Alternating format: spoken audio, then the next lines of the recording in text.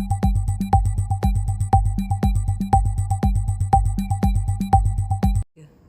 Assalamualaikum warahmatullahi wabarakatuh, Puan. Waalaikumsalam warahmatullahi. Okey, Puan, sebelum kita mulakan sesi kaunseling kita pada pagi ini, saya akan memperkenalkan diri saya terlebih dahulu. Nama saya Nur Farzana dan saya adalah pakar kaunseling di sebuah institusi, dan saya telah dipanggil oleh pihak pengurusan Puan untuk memberikan sedikit nasihat, sedikit pandangan, sedikit sesi kaunseling kepada Puan berkenaan dengan masalah yang dihadapi oleh Puan lah. So, Puan tahu tak tujuan Puan dipanggil ni untuk apa sebenarnya? Saya tahu saya diminta hadir untuk sesi kaunseling. Okey. So, sebelum sesi kaunseling kita bermula, Puan, kita ada beberapa etika yang perlu kita patuhi lah supaya kita punya sesi ni berjalan dengan lancar. So, sekiranya Puan ada apa-apa yang Puan rasa Puan nak utarakan, Puan nak suarakan atau Puan nak luahkan, Puan boleh berbuat demikian. Dan kita haraplah ini pertemuan kita yang pertama, dan kita akan ada few lagi pertemuan. Untuk makluman Puan, sesi kaunseling ini akan mengambil masa lebih kurang sejam. So kita harap by the end of kita punya sesi ini kita akan dapat at least sedikit jalan penyelesaian supaya kita tak adalah rasa datang kosong dan balik pun kosong. So at least kita dapatlah memudahkan. Kita dah sebagai pemudah cara untuk masalah yang dihadapi oleh Puan lah, ya. So boleh tak Puan beritahu kat saya apa masalah yang Puan alami sebenarnya? Okay. Sebelum tu saya kenalkan diri dulu, Puan.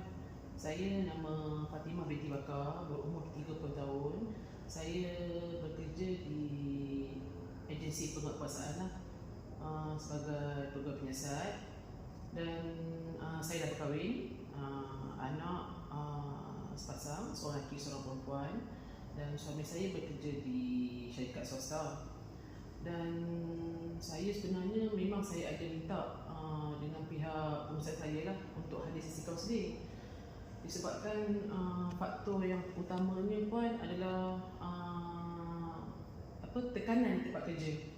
Sebenarnya untuk makluman Puan juga, saya sebagai pegawai penyiasat ini memang agak terlalu berat, beban dia terlalu berat lah. Cumanya bila ada masalah, saya tak dapat nak kontrol tekanan tu. Contohnya lagi, bos saya tu pun dia selalu push, suruh submit tu, submit ni, hantar tu, hantar ni. So kerja pun tak tentu masa. Lebih kurang, ibaratkan 24 jam balik pejabat. So bila benda ni bila berlaku macam ni, dia akan dibawa ke masalah keluarga, Pak Puan. Tu yang saya rasa macam agak tak boleh lah. Memang tekanan bila berlaku macam ni. Puan dah berapa lama berkhidmat? Puan bekerja sebagai pegawai penyiasat, dah berapa lama Puan berkhidmat di formasi tersebut? Lebih kurang hampir 6-7 tahun. 7 tahun. So selama Puan 7 tahun berada dan membuat kerja sebagai pegawai penyiasat, apa cabaran yang Puan selalu alami untuk Puan? Puan kata Puan stres di tempat kerja. So apa cabaran yang Puan alami sekarang ni sebenarnya? Okey, kita satunya sebab kita tak cukup kekuatan. So bila tak cukup kekuatan, semuanya akan bergantung kepada pegawai yang sedia ada. So benda tu saya tak mampu, sebab daripada rentetan saya stres di tempat kerja, saya terbawa-bawa ke rumah. Saya dengan suami pun agak jarang berjumpa. Bila jarang berjumpa, kita jarang berkomunikasi. So selalu bergaduh juga lah, Puan. Tu yang saya pun bila di tempat kerja pun kita masalah dengan tekanan, dan di tempat rumah pun tekanan. Saya tak tahu saya nak jumpa siapa, sebab kalau boleh saya tak mahu family saya tahu. Dia agak tak berapa seronok lah kan. So saya tak tahan, tu yang saya jumpa dengan Puan tu. Dengan anak-anak lagi saya nak kena arrange. Kalau suami dia memang bantu, cuma kita tak ada perhubungan komunikasi yang elok. Tu yang membuatkan saya agak tekanan lah. Kalau bagi pandangan saya lah, dan bagi apa yang saya tahu lah, petugas pegawai penyiasat ni memang agak berat lah, sebab kitanya menyiasat Puan pegawai penyiasat ni, pegawai penyiasat jenayah apa Puan?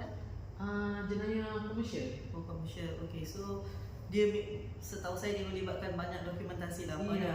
So sekarang ni apa yang Puan rasa ialah Puan mengalami beban tugas yang sangat tinggi dan kekurangan pegawai penyiasat lain yang boleh tampung satu kes dalam satu masa dengan keanggotaan yang tidak memberikan kerjasama. Bagaimana dengan Puan punya bos Puan? Bos saya dia sebenarnya okey, tapi kita pun tak cukup dengan kekuatan. Bila bos dia akan push, kita bukan set satu kes. Bila dia push, okey submit ni, kita tak mampu Puan. Sebab kita ada berapa je officer di situ. So dia tak beri, orang kata tak ada apa kata ni, budi bicara. At least kalau contoh tak apa, balik dulu ke macam mana, dia kalau boleh dia nak kita berada di office 24 jam. Kalau tak ada dia bising. So kita tak boleh lah macam tu. So benda tu saya tak boleh. Benda tu kita sepatutnya atas budi bicara boleh je sebenarnya kita toleransi kan. Tapi bos saya bukan macam tu lah, dia push. Bukan saya lah yang paling ikutkan, satu jambat tu lah kan. Tapi saya memang tak tahan. So saya memang nak apply bertukar pun tak dibenarkan. Sebab saya pun dah lama kan. So disebabkan tekanan kerja saya di pejabat, saya terbawa-bawa di rumah. So saya dengan suami saya pun hampir bergaduh setiap hari. So saya memang tak tahan dengan tekanan yang saya alami lah. Saya nak tanya Puan, ada tak Puan berjumpa dengan Puan punya pegawai atas satu untuk menceritakan apa masalah yang Puan alami, ataupun Puan sekadar hanya merasakan benda-benda ni Puan simpan dalam diri Puan sendiri saja, ataupun Puan ada ataupun bagi tahu dekat rakan sekerja ke, ataupun dekat orang yang lagi rapat dengan Puan ke mengenai masalah ni, supaya ada satu jalan penyelesaian yang boleh membuatkan Puan rasa saya seronok bekerja. Sebabnya bila kita tak ada satu keseronokan untuk bekerja di sesuatu tempat, kita punya kualiti kerja pun tak akan mencapai apa yang kita nak. Betul tak Puan? Betul. So ada tak Puan at least Puan ada berjumpa dengan sesiapa untuk memberitahu apa masalah yang Puan alami? Memberitahu 100% tu tak ada Puan. Just beban kerja saja. Cuma kalau hal family tu saya tak pernah beritahu ke orang lah. Dengan even family saya pun tak pernah. Cuma kita hanya luahkan mengatakan kerja ni susah. Bukan susah macam mana, beban kerja tu terlalu berat. Tapi kalau hal family saya tak pernah. Ni lah pertama kali saya jumpa dengan Puan, tu yang saya ceritakan semua. Saya ni kalau ikutkan dah hampir sebulan 2 ni memang saya selalu bergaduh dengan suami saya disebabkan tekanan kerja, beban kerja di pejabat. So saya pula tak boleh nak kontrol. Saya terbawa-bawa pergi ke rumah tu yang kami pun selalu jugalah bergaduh. Anak-anak pun saya bukanlah kata suami saya tu 100%, tapi dia yang banyak jaga. Ya, saya faham apa yang Puan alami dan apa yang Puan lalui sekarang. Tetapi apa yang boleh saya bagi tahu dan saya nasihatkan kepada Puan ialah kenapa Puan tidak mengambil satu inisiatif untuk Puan berjumpa dengan pegawai atasan Puan untuk memberitahu masalah.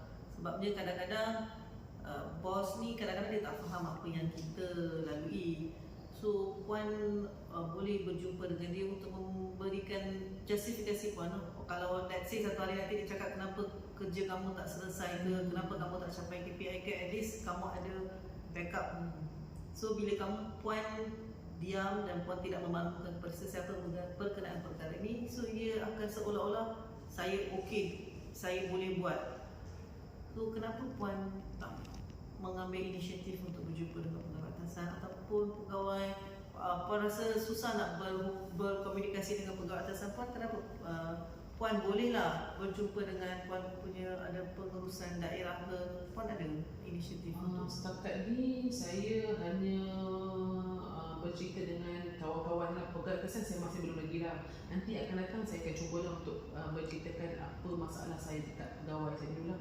Sebab kalau ikutkan agensi saya ni, kita tak patut langkau ke pegawai atasan, melainkan kita ikut perbincangan. Tapi saya akan cubalah ikut nasihat Puan untuk saya berceritakan apa masalah saya di pada pegawai atasan saya lah. Saya akan cuba lah Puan. Okey, lagi saya nak tanya Puan, yang Puan kata berkenaan dengan anggota Puan yang tidak memberi kerjasama. So dari segi apa tu dia tak bagi kerjasama? Adakah sebab Puan buat kerja Puan sendiri, Puan tak nak bertegur dengan diorang, ataupun diorang memang rasa diorang tak ada chemistry lah nak bekerja dengan Puan ke macam mana tu? Kita ni bila kita ada masalah di tempat kerja, kita mood nak bekerja pun tak ada Puan. Contoh saya, kita sepatutnya betul lah saya sebagai pegawai memang kena baik command and control, tapi bila kita dah jadi macam ni, kita dah tak seronok bekerja, so jadi masalah sikit kat saya lah. So kita pun tak ada nak berkomunikasi sangat dengan anggota. Diorang pun macam saya kata, kita dah tak happy. First tu okey, tapi bila saya start kahwin dengan beban kerja, so bila once tempat kerja tu tak seronok, so dia tak ada chemistry, tak ada kerjasama antara officer dengan anggota. So itu salah satu sebab lah. Dan mungkin saya pun tak explainkan kepada saya punya bos, dan saya hanya berceritakan kepada bukan orang sepatutnya lah, macam kawan-kawan, bukan agensi saya sama lah kan. So saya akan ikut nasihat Puan lah untuk saya memberitahu hal sebenar kepada saya punya officer lah. Mungkin dia boleh bantu lah kan, tapi saya akan cuba lah. Okay. So in term of masalah keluarga pun Puan dah cakap bila Puan ada masalah dekat tempat kerja, Puan stres tempat kerja, dia bersambung dan dia membawa sampai ke rumah, betul Puan? Betul. So dekat rumah tu memang mostly husband yang urus lah maksudnya Puan? Ya, sebabnya saya bekerja 24 jam. Kadang-kadang bila melibatkan ada beberapa kes, kita akan urusan di luar lah pejabat, so saya tak akan balik. Sebab antara rumah saya dengan pejabat pun agak jauh. Sebab memang kita ni lah kan, tapi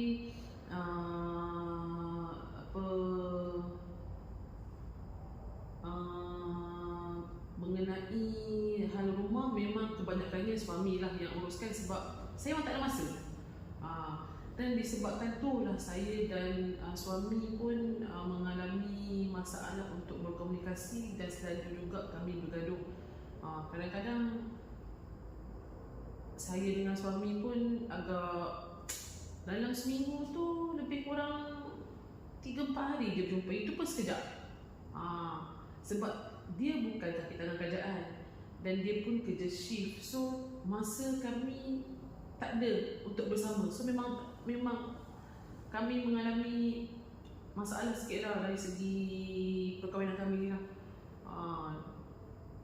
Puan ada tak cuba untuk bercerita atau cuba untuk memberitahu kepada suami yang Puan kerja Puan ialah macam ni? Ada tak? Ada, tapi dia tak faham Puan, sebab dia bukan daripada kaki tangan kerajaan dan dia bukan daripada penguasaan. So pada mulanya memanglah dia faham, tapi agak terlalu lama, hampir 6-7 tahun. So dia agak tak berapa seronok di situ, sebab yelah saya faham sepatutnya kita perlu sama bertolak ansur, toleransi, tapi disebabkan saya tiada masa, kekangan masa saya dengan family, dan saya asyik hadap je dengan kerja, so dia menyebabkan saya dengan suami tu selalu bergaduh lah, asal jumpa je bergaduh, tak pernah lah orang kata tapi depan anak tu kami cuma kontrol, tapi kadang-kadang tu bila tak tahan tu depan anak pun kami akan gaduh. Itulah masalahnya, saya agak tak tahan juga lah tekanan benda ni. Tu yang saya pun refer dengan pihak berkenaan untuk sektor saya dah tak tahan, saya nak refer dengan pihak counselling lah untuk dapatkan sesi counselling. Okey, saya faham apa yang Puan lalui. Sebabnya tanggungjawab seorang isteri dan tanggungjawab seorang ibu adalah memang kena ada lah, walaupun kita rasa kerja kita memang tak pernah habis Puan. So kita memang kena at least ada masa dengan family. So ada tak Puan cuba untuk ambil cuti ke, untuk membawa keluarga keluar ke? Ada tak Puan buat macam tu? Ada, cumanya bukan dalam jangka masa yang panjang. Sebab macam saya kata lah Puan, dalam satu pejabat saya tu tak cukup kekuatan. Okay, so kalau kita nak ambil cuti yang lama pun tak boleh.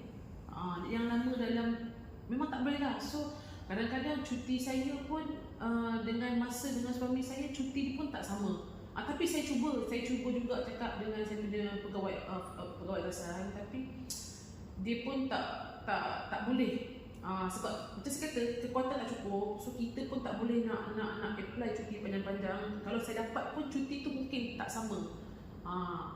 Tapi kadang-kadang saya cuba juga cakap dengan saya punya officer untuk dapatkan cuti yang agak panjang kan, tapi dia tak benarkan.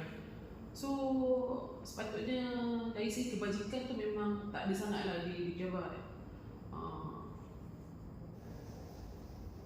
Okey, maksud Puan dari segi kebajikan daripada pihak pengurusan Puan tu memang kiranya kurang lah.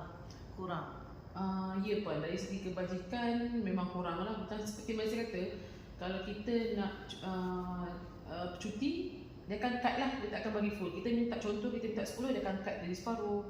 Sebab memang kita tak boleh nak minta cuti yang agak panjang disebabkan kita kekurangan kekuatan di pejabat. So saya faham sebagai pegawai atasan, dia kena tengoklah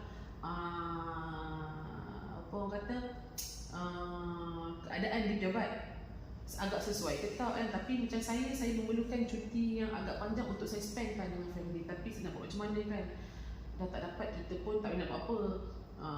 Benda lah Puan. Ya, saya faham Puan.